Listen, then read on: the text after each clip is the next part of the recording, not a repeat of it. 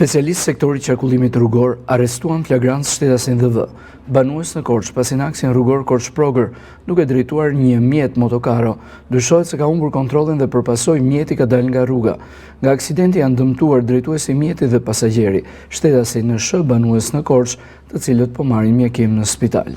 Specialistë për hetimin e krimeve në Policinë e Kolonjës referuan materialet në prokurori, ku filloi procedimi penal për shtetasen EI 61 vjeçe banuese në Shalës Kolonjë, pasi dyshohet se ka shqetësuar përmes celularit shtetasen NI dhe me vetgjyqësi i ka zaptuar një dhomë të banesës me pretendimin se shtëpia është në pronë të saj. Specialistë për hetimin e krimeve në Policinë Korçë referuan materialet në prokurori, ku filloi procedimi penal për shtetasin SF 34 vjeç banues në Korçë, pasi në kundërshtim me vendimin e gjykatës ka hyrë dhe ka qëndruar në banesën e babait të tij, i cili është pajisur me urdhër mbrojtjeje. U referuan materialet në prokurori, ku filloi procedimi penal për shtetasin QÇ banues në Vinçan Kolonjë, pasi dyshohet se për motive të dobta ka goditur me send të fortë një 64 vjeçar.